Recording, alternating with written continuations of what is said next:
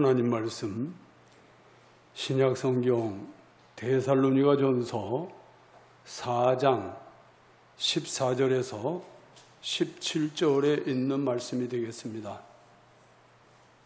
제가 가진 성경은 신약서 331조 데살로니가전서 4장 14절에서 17절에 있는 말씀.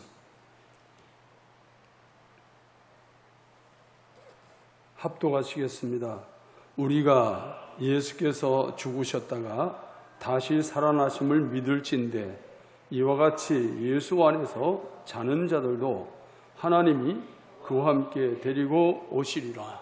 우리가 주의 말씀으로 너희에게 이것을 말하노니 주께서 강림하실 때까지 우리 살아남아 있는 자도 자는 자보다 결코 앞서지 못하리라.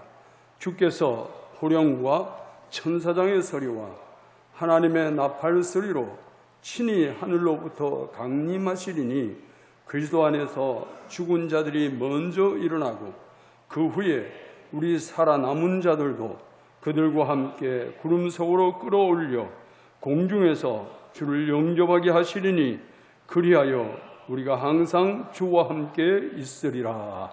아멘. 우리는 신앙생활을 하다 보면 가끔 세상 권세자들의 참 엄청난 위협에 직면하거나 혹은 종교 권력과 세상 권력이 결탁을 해서 예수 이름을 전하지 못하도록 위협을 가한 이런 경우, 또 그 반대로 종교 권력과 세상 권력이 충돌을 해서 이런 상황을 맞이할 때에 성도들은 참 난감할 때가 굉장히 많습니다. 어떻게 해야 할까? 걱정스럽고 염려스러울 때가 굉장히 많아요. 우리 사도행전 4장 25절에 보면 이런 말씀이 있죠. 다 같이 읽습니다. 또 주의 종 우리 조상 다윗의 입을 통하여 성령으로 말씀하시기를 어찌하여 열방이 분노하며 족속들이 허사를 경영하였는고. 여기 경영하였는고 하는 이 단어는 보살핀다, 숙고한다는 뜻도 있지만 도모한다는 뜻이 있어요.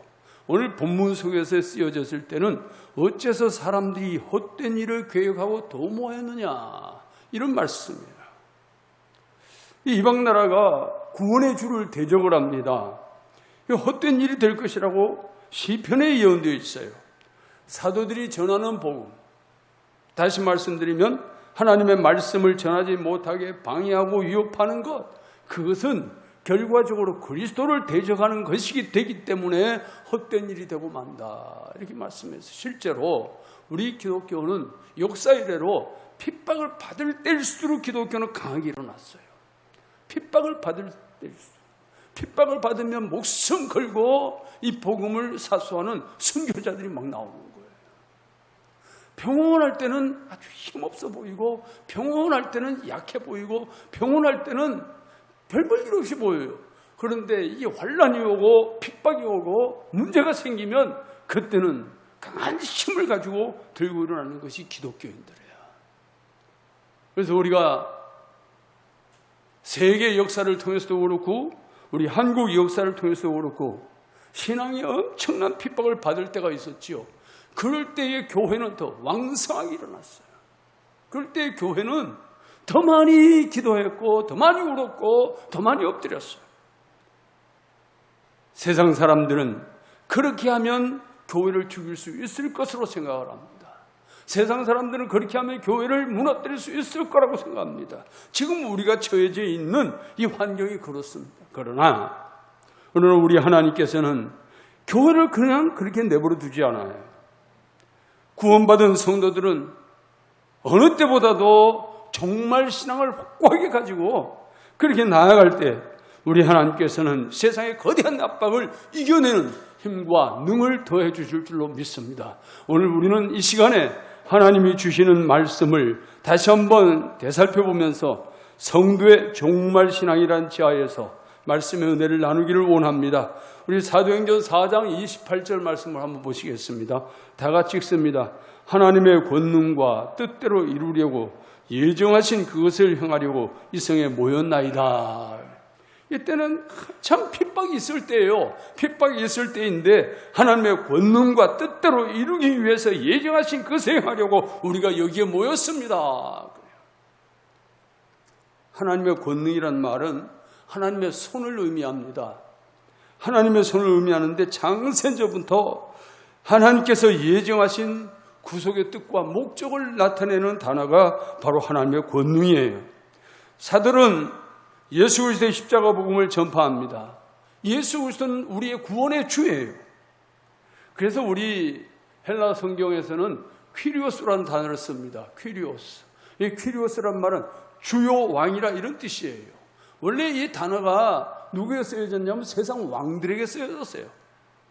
바로 왕이라든지 아니면 느부갓네살 왕이라든지 아수르의 왕이라든지 하여간 그 당시에 거대한 나라의 힘을 가진 이 제왕들에게 퀴리오스라는 말을 썼어요. 당신이 우리의 주요, 우리의 왕이시오. 당신이 우리의 신이요. 이런 말이에요. 한마디로 말하면 퀴리오스 이 말은. 그런데 성경에서는 이 퀴리오스라는 단어를 예수님에게 붙였어요. 우리의 영원한 주는 예수 그리스도밖에 없습니다. 우리의 영원한 왕은 예수 그리스도밖에 없습니다. 예수 그리스도 그분만이 우리의 주인이고 그분이 우리의 전부이십니다. 이렇게 고백하는 게 퀴리오스예요. 이런 퀴리오스라는 이 단어를 쓰면서 사도들도 그렇고 또 속사도들도 그렇고 그 다음에 제자들도 그렇고 그들은 퀴리오스 예수 그리스도 그분이 우리의 구원의 주라고 선포하는 그 일을 위해서 목숨을 내던졌어요. 목숨을 내던지는데 조금도 두려워하지 않아요. 조금도 뒤로 밀리지 않습니다.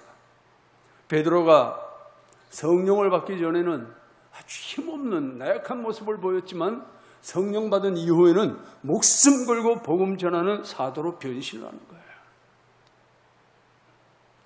오늘 사도행전 4장 28절의 말씀 마찬가지입니다. 하나님의 권능과 뜻대로 이루기 위해서 예정하신 그것에 행하려고 오늘 우리가 이 성에 모였습니다. 라고 고백하는 거예요. 그리스도의 십자가 보혈이 무엇입니까? 죄사함과 구원의 은혜를 주시는 것입니다. 죄로 인해서 타락한 이 인간을 예수 그리스도를 통해서 회복시켜 주시는 거예요. 그 중심에 구속사가 있어요. 사도들은 그래서 구원관이 확실했습니다. 구원의 은혜에 감사하고 감격하면서 하나님 앞에 온전한 예배자들로 세워지는 거예요. 이 구원의 은혜가 분명하지 않은 사람은 온전한 예배자가 될 수가 없어요. 예배 시간에 앉아 있을 수는 있지만 예배자는 될 수가 없어요.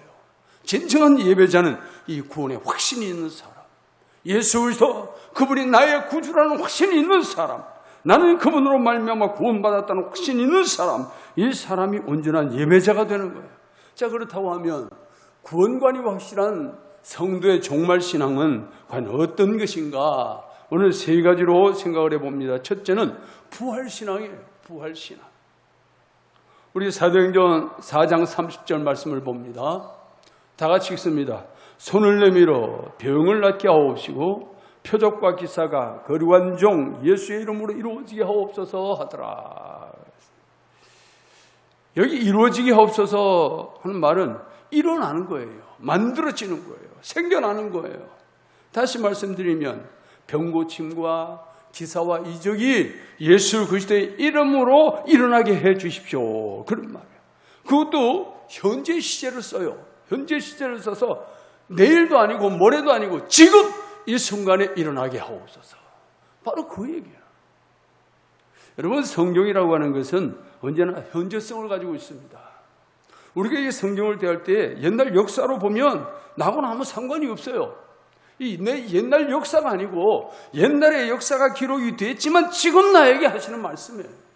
내가 성경을 읽을 때 그 순간에 주시는 말씀이에요. 그렇다고 하면 성경에서 현재라고 하면 바로 이 순간을 얘기하는 거예요. 사도들과 함께 모인 자들은 바로 지금 현재 예수 그리스도를 살아계신 하나님으로 믿고 있는 것입니다. 이들에게 예수 그리스도는 누구냐? 부활의 주님이에요. 살아계신 예수 그리스도. 십자가에 못 박혀 죽고 끝난 예수 그리스도가 아니라 살아계신 예수 그리스도. 그래서 우리는 살아계신 예수 그리스도의 이름으로 기도하는 것이고, 살아계신 예수 그리스도의 이름을 찬양하는 것이고, 살아계신 예수 그리스도의 복음을 전하는 거예요. 죽었지만 살아계신 그분을 위해서 우리가 헌신하고 순교하고 그렇게 하는 거예요. 여기에 살아계신 주님이 이제 화답하십니다. 뭐라고 화답하시느냐? 사도행전 4장 31절 말씀 다 같이 읽습니다. 빌리를 다음에 모인 것이 진동하더니 무리가 다 성령이 충만하여 담대히 하나님의 말씀을 전하니라. 아멘. 그들이 기도가 딱 끝나니까 모여서 기도하고 있을 때에 성령이 막 불이 막 혀가 갈라지는 것처럼 막 그렇게 임하고 바람 소리가 들리고 그렇게 하더니 기도가 딱 끝나고 나니까 전부 다 성령으로 충만해지는 이런 역사를 체험하는 거예요. 이것이 바로 살아계신 예수님의 화답이에요. 그들의 기도에 대한 화답이었어요. 여기 진동했다고 하는 것은 기도하는 사람들이 모인 장소가 흔들흔들 요동을 치는 거예요. 왜 그럴까요? 하나님의 성령이 임하시니까 온 천지 만물이 감당을 못하는 거지. 전부 막 진동이 일어나는 거야. 이것이 살아계신 하나님의 현현입니다. 하나님의 임재로 모인 것이 이렇게 심하게 진동했단 말이에요. 예수 그리스도 그분이 누구십니까? 영원히 살아계신 우리의 하나님이신 거예요. 예수 그리스도 그분이 바로 우리의 하나님이에요. 구약 성경에서 여호와라고 말씀하신 그분이 바로 신약의 예수 그리스도예요. 예수 그리스도 그분과 여호와는 같은 뜻을 가지고 있어요. 여호와 스스로 존재하신다는 뜻이거든요. 동사예요. 스스로 존재하신다. 그런데 예수가 무슨 뜻이에요? 자기 백성을 자기 지역에서 구원하신다. 동사예요. 그러니까 예수도 여호와도 같은 동사예요. 하나님의 이름이지만 구약 성경에서는 여호와 이렇게 하는 그 만군의 주 그런 뜻이거든요. 만군의 주란 말, 만군의 주. 예수가 누구예요? 우리 구원의 주란 말이에요. 만왕의 왕이란 말이에요. 그러니까 여호와 그분이 바로 예수 그리스도예요. 우리는 예수 그리스도를 믿는 것이 하나님을 믿는 것이고, 예수님을 보는 것이 하나님을 보는 것이고, 예수 그리스도와 함께하는 것이 바로 하나님과 함께하는 것입니다. 예수님이 그렇게 말씀하셨어요. 그렇기 때문에 하나님의 성령을 충만하게 받은 이들은 이제는 어떤 혼란도 핍박도 두렵지가 않아요. 부활의 신앙으로 살아가기 때문에, 살아계신 예수님 신앙으로 살아가기 때문에 두려움이 없는 거예요. 아무리 핍박을 하고 죽이겠다고 칼을 들이밀고 창을 들이밀고 들이밀어도 그들은 눈도 껍동 안 했어. 오히려 나를 죽이겠다고 달려든 그들에게 복음을 전해요. 당신들도 예수 믿어야 산다. 당신들도 예수 믿어야 구원받는다고. 비록 내 육신은 당신이 죽일 수 있을지 모르지만 내 영혼은 절대로 죽일 수 없노라고. 그런 고백이 아무한테나 나오는 게 아니에요. 이런 부활신앙이 확고한 사람에게 나오는 것입니다. 두 번째는 종말신앙을 가진 성도는 재림신앙이에요. 재림신앙. 주님이 다시 온다는 이 재림신앙. 주님의 재림은 세상의 종말과 연결되어 있습니다. 하나님 나라의 백성은 종말신앙을 갖고 있지요. 왜냐하면 피조물의 세계는 끝이 정해져 있단 말이에요. 끝이. 하나님이 창조하신 세계가 새로운 세계로 들어가기까지 이 세계는 다 끝이 나게 돼 있어요. 지구도 종말이 오고, 이 우주도 종말이 오고, 우리 사람도 이 땅에 사는 모든 것들이 다 종말이 와요. 이게 종말신앙이에요. 우리 계시록 1장 7절 말씀 한번 보십시다. 다 같이 읽습니다. 볼지어다 그가 구름을 타고 오시리라. 각 사람의 눈이 그를 보겠고 그를 찌른 자들도 볼 것이요 땅에 있는 모든 족속이 그로 말미암아 애곡하리니 그러하리라. 아멘. 여기 볼지어다, 여기 구름을 타고 오시리라 그렇게 말씀했어요. 이 말은 그분께서 구름들과 함께 오신다 이런 말이에요. 구름을 타고 오신다. 마치 손오공이 구름 타고 오는 것처럼 자꾸 그런 연상을 해요. 근데 구름들과 함께 온다. 구름들과 함께 온다. 구름들과 함께 온다는 말은 그의 천사들 대동하고 오신다는 거예요. 주님이 홀로 오시는 게 아니고 그 천사들을 다 대동하고 오시는 거예요. 모든 눈이 그를 볼 것이다. 그래서 뭐라? 보아라! 보아라! 볼지어다! 그가 구름을 타고 오시리라. 각 사람의 눈이 그를 보겠고, 각 사람의 눈은 그를 찌른 자들도, 그에게 핍박을 가했던 자들도, 그를 섬기는 자들도, 땅에 있는 모든 족속이 그로 말미암아 애곡하리니 그러하리라. 그러니까 하나님을 섬기고 예수 그리스도 부활의 주로 섬겼던 사람들은 어서 오시옵소서 주님 맞이하겠지만은 그를 찌른 자들, 그에게 핍박을 가했던 자들, 그에게 비난했던 자들, 화살을 쏘았던 자들, 그들은 한결같이 애곡하는 거예요. 그분이 오실 때 애곡하는 거예요. 왜? 그분은 심판의 주로 오시기 때문에 그런 것입니다. 애곡한다. 그래서 우리는 이 재림의 신앙이 얼마나 중요한지 모릅니다. 여기 오신다는 말씀은 나타난다는 뜻도 있어요. 주님께서 재림하신다는 의미는 주님께서 너희에게 이제 나타나시리라. 실제로 나타나시리라. 그 말. 우리는 지금 말씀으로 믿고 있어요. 말씀으로 믿고 있지만 어느 순간인가 그분이 실제로 나타나신다. 이걸 우리에게 말씀하고 있는 것입니다. 그것도 언제 오시느냐? 늘 내가 믿는 그 순간에 오시는 거예요. 이 현재 시제로 되어 있어요. 내가 믿는 그 순간에. 내가 믿음이 없을 때는 부활의 주님은 나와 아무 관련이 없지요. 그러나 내가 그분을 영접하고 그분을 믿는 순간에 그때 주님이 바로 오시는 거예요. 본문 16절 말씀을 한번 보겠습니다. 오늘 본문 16절 다 같이 읽습니다. 주께서 호령과 천사장의 소리와 하나님의 나팔 소리로 친히 하늘로부터 강림하시리니 그리스도 안에서 죽은 자들이 먼저 일어나고, 여기 강림하신다는 말은 내려온다 이런 뜻이, 내려온다. 주님께서 그리고 나를 이제 끌어올려 가실 거예요. 주님께서 하늘부터 내려오십니다. 왜 내려오실까요? 그의 백성들 데리고 가시려고 내려오시오.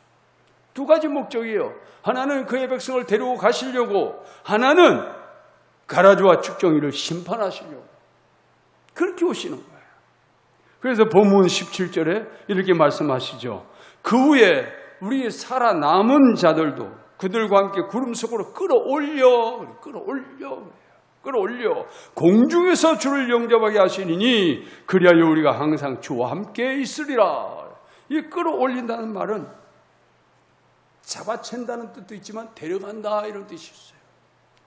그래서 주님이 오셔서 우리를 데려가시는 거예요. 그의 신부들을 데려가시는 거예요. 그것도 수동태를 써가지고 주님의 능력에 의해서 아주 순식간, 눈 깜짝할 순간도 아니고 아주 순식간에 영광의 몸을 입고 주님을 영접하게 된다.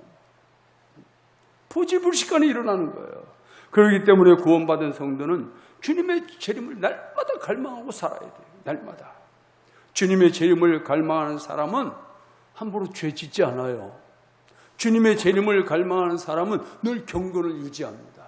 주님이 언제 오실지를 모르는데 다시 오실 주님, 아니 지금 내 곁에 와 계신 주님, 그 주님을 바라보면서 날마다 우리는 믿음으로 살아가게 될 줄로 믿습니다. 이 재림신앙을 가지고, 종말신앙을 가진 성도로 부족함이 없는 거룩한 역사가 있기를 주의 이름으로 축복합니다. 마지막 세 번째는 성도의 종말신앙은 심판의 신앙이에요. 심판의 신앙. 다시 말하면 상벌신앙이에요. 상과 벌을 주시는 하나님을 믿는 믿음이에요. 주님의 재림은 곡식과 가라지를 가려내. 곡식과 가라지를 가려내는 거예요. 우리 주님께서 비유적으로 말씀했죠. 밭에 곡식들이 자라고 있는데 거기 가라지가 막 같이 자라나는 거예요. 어떤 원수가 와가지고 가라지를 더 뿌리고 갔다는 거예요. 가라지를 더 뿌리고 가. 그러니까 알곡이 자라는데 가라지가 막 같이 자라나는 거예요. 그 종들이 주인에게 묻습니다. 우리가 저 가라지를 뽑아낼까요? 그랬더니 그 주인이 뭐라고 그래요? 가라지 뽑다가 알곡 다칠라. 마지막 추수할 때까지 내버려 두어라. 마지막 추수날까지 내버려 두어라. 마지막 추수날이 되면 내가 다 가려낼 것이다. 그게 무슨 얘기예요? 그게 곡식 얘기하고 가라지 얘기하는 게 아니잖아요. 주님께서 하시는 말씀은 바로 하나님의 자녀들과 아닌 자들을 가려내겠다. 그래서 알고 곡식과 가라지를 가려내. 거기다 알고과 쭉정이를 또 구별을 합니다. 다시 말하면 교회를 다니고 신앙생활하는 것 같은데 참 그 속에 부활의 주님이 들어가 계신지 아니면 모양만 그리스도인인지 그걸 가려내겠다는 거예요. 쭉정이도 그냥 보면 곡식 같아요. 그런데 속에 아무것도 안 들었단 말이에요. 껍데기만. 바람 한번 불면 쭉정이는 날아가는 거예요. 그러니까 주님께서 그런 환란으로 가려내겠다. 결과적으로 어떻게 됩니까? 알고 보면 천국 창고에 들이시고 그리고 가라지와 쭉정이를 불에 던져서 사르게 되는 거예요. 이것이 백보자 심판이에요. 이것이. 그래서 믿는 자들은 그 이름을 불러서 상급을 주시기 위해서 오시는 거고, 그렇지 않은 자들은 불신앙의 세계 속에 사는 또 배교한 자들, 그들은 심판하기 위해서 주님이 오신다. 그렇게 말씀하고 있어요. 우리 계시록 20장 11절 다 같이 읽습니다. 또 내가 크고 흰 보좌와 그 위에 앉으신 이를 보니 땅과 하늘이 그 앞에서 피하여 간데 없더라. 그 다음 12절 또 내가 보니 죽은 자들이 큰 자나 작은 자나 그 보좌 앞에 서 있는데 책들이 펴있고 또 다른 책이 펴졌으니 곧 생명책이라. 죽은 자들이 자기 행위를 따라 책들에 기록된 대로 심판을 받으니. 책이 생명책이 딱 한 권 있어요.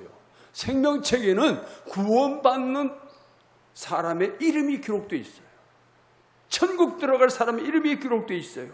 그리고 다른 책들이 있는데 그 책들이 몇 가지가 있어요. 하나는 기념책이 있어요. 기념책이 있고 그 다음에 행위록이 있어요. 기념책은 하나님 앞에 상급 받을 사람들의 명함, 무슨 상 받을 거, 거기에 기념책에 다 기록되어 있어요. 행위록은 무엇입니까? 하나님 앞에 대적하는 행위를 했던 그 모든 것들이 다 기록되어 있어요.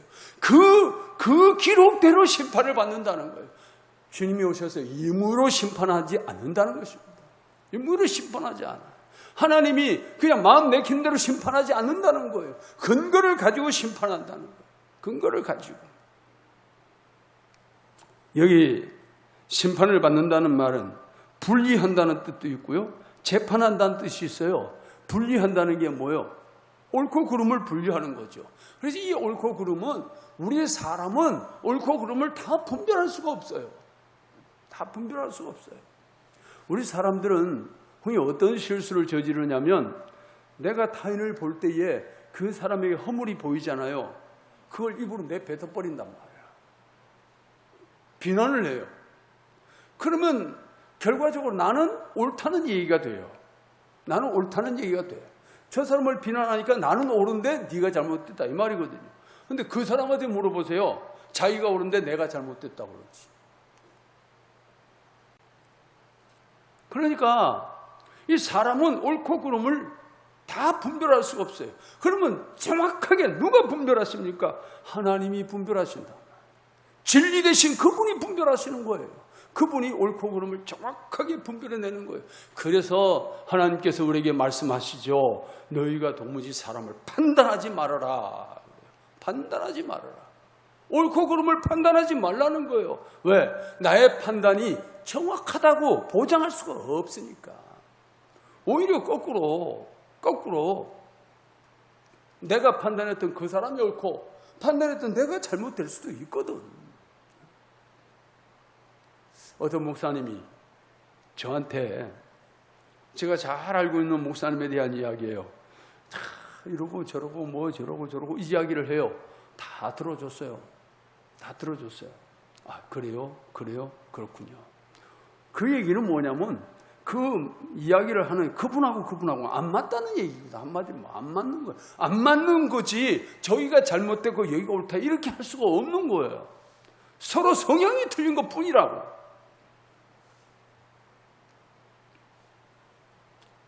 저하고 지금 같이 공부를 하고 있는 목사님 중에 한 분은요, 낮예배 설교를 몇 분 하느냐 그랬더니 40분에서 50분을 한대요. 설교를 40분에서 50분. 아마 우리 교회에서 그러면 다 도망갈지도 모를 것 같아. 그 전에 어느 집사님이 그랬어요. 제가 설교를 짧게 해서 너무 좋다고. 글쎄, 근데 이 목사의 심정은 그래요. 요즘은 다 바쁜 세월을 살다 보니까 뭐 듣는 것도 뭐 얼마나 많아요. 듣는 게 얼마나 많아요. 매스컴이고 뭐고 정신이 하나도 없잖아. 그런데 와가지고 교회에서도 설교를 막 그러고 있으면 그게 좋다는 사람도 있고 안 좋다는 사람도 있어요. 그럼 성향이 다른 것 뿐이지 누구는 옳다고 누구는 잘못됐다고 그럴 거예요. 이거 잘못되고 옳음의 문제가 아니라는 것이죠. 길게 설교를 하는 분은 그분 스타일인 거고 나는 또 짧게 하는 게 내 스타일이야. 그러니까 뭐 그걸 누가 옳다 그러다 얘기할 수가 없어요. 근데 이제 그분이 한참 그렇게 했던 분이 그러고 나서 어제 저한테 또 뭐라고 얘기를 하느냐면 그 전에 내가 그분을 놓고 별로 안 좋게 생각을 했는데 또 가서 보니까 그분을 좋아하는 분들이 또 있더군요. 그러면서 나의 좁은 판단이었음을 고백합니다. 죄송합니다. 저한테 그런 얘기를. 그래서 제가 그랬어요. 성향의 차이일 뿐입니다. 성향의 차이. 신앙생활도 성향이 있고요. 사역도 성향이 있어요. 사역도. 그러니까 성향의 차이일 뿐이지 누가 옳고 그르다 이렇게 말할 성격이 아니다. 제가 그런 얘기를 했어요. 그런데 오늘 여기 이 말씀을 보면 성도의 죄는 생명책이 이름이 기록되어 있는 성도의 죄는 예수님이 십자가에서 다 지고 가서 버렸어요. 그러니까 생명책에 기록된 성도의 죄는 없는 거예요. 없는 거예요. 그래서 더 이상 죄를 묻지 않아요. 기억하지도 않아요. 그렇기 때문에 우리는 주님의 은혜가 너무 고마운 거고 너무 감사한 거예요. 이거는 우리 생명 다하는 날까지 잊을 수 없는 거예요. 잊을 수 없는 거예요. 여러분 신앙생활 하면서 어떤 때는 요즘같이 만 날 덥고 이럴 때 와가지고 교회 뭐 봉사하고 뭐 하라고 그러면은 얼마나 짜증나요. 짜증나. 그러나 짜증나지만 이건 육신으로 보면 그래. 그렇지만 주님을 생각하면 나를 위해서 모든 것을 다 뒤집어 쓰고 죽어주신 예수 그리스도 그분을 생각하면 그 짜증이 다 달아나는 거예요. 다 달아나요. 그분은 나를 위해서 죽으셨는데 이 생각까지 하면 나는 아무리 땀 흘리고 해도 내가 죽는 건 아니잖아요. 우리는 언제든지 신앙생활하면서 좀 짜증나고 내 마음이 불편해지고 그럴 때가 있으면 꼭 주님을 떠올리세요. 주님을 생각하세요. 나를 위해서 죽어주신 주님, 그러나 다시 사셔서 나를 영원히 사는 자를 인도하시는 그 주님, 그 주님을 바라보고 믿음으로 승리하시기를 주의 이름으로 축복합니다. 주의 이름으로 축복합니다. 우리 한 곳 더 보겠습니다. 계시록 22장 12절 말씀 다 같이 읽습니다. 보라, 내가 소키오리니 내가 줄상이 내게 있어 각 사람에게 그가 행한 대로 갚아주리라. 그랬어요. 이 오자가 자꾸 나오네. 내게 줄상이 내게 있어 각 사람에게 그가 행한 대로 갚아주리라. 여기 이제 보라, 이게 감탄사예요. 천지가 떠나가는 소리. 보라. 그러면서 하시는 말씀, 내가 속히 오리니. 그랬어요. 속히 오리니. 주님의 다시 오심이 더디지 않다, 그런 뜻입니다. 속히 오리니. 심판의 주님이 오고 계신다는 거예요. 근데 현재 중간 직서를 씁니다. 현재 사실 그대로 지금 오고 계십니다. 누구의 의해서가 아니라 스스로 오시는 거예요. 그것도 왜? 상 주실 자는 상 주시고 벌 주시를 벌 주시기 위해서, 그래서 오시는 거예요. 여기에서는 내가 줄상이 내게 있어 각 사람의 그가 행한 대로 갚아주리라. 그 행한 대로. 상 받을 일을 행하였으면 상을 주시는 거고, 심판받을 일을 행하였으면 심판을 주시는 거예요. 자기 행한 대로, 행한 대로. 이 행한 대로 하는 이 신앙이라는 것은 굉장히 아주 깊은 의미가 있어요. 행한 대로. 여러분들 오늘 이 시간에 예배를 드릴 때에 내가 지금 예배하는 내 중심을 먼저 한번 헤아려 보세요. 내가 하나님을 향해서 지금 온전한 마음으로 예배하고 있는가? 그렇다면 분명히 하나님 내 예배를 받으실 것이고 내 예배를 받으시는 하나님은 나를 통해 놀라운 일을 행하실 것입니다. 예배를 받으신 하나님은 우리를 통해서 일을 하시는 거예요. 그래서 구원받은 성도는 부활신앙, 재림신앙, 이 심판의 신앙, 이 세 가지는 꼭 가지고 있어야 돼요. 이걸 가지고 있으면 절대로 흔들지 않아요. 우리 신앙이 하나님께 무릎 꿇게 하고 찬양과 예배를 드리게 하는 겁니다. 중요한 것은 이 신앙을 가지려면 어떻게 해야 되느냐? 결론은 성령이 충만해야 돼요. 성령이 충만하면 이 신앙을 갖게 돼요. 근데 성령이 충만하지 못하면 이 신앙이 흔들려 버리는 거예요. 오늘 우리 성도들은 주시는 말씀을 가슴에 새기면서 하나님의 은혜에 붙들려 살아가기를 주의 이름으로 축복합니다. 우리 사도행전 4장 31절 한 번 더 읽고 말씀을 마치겠습니다.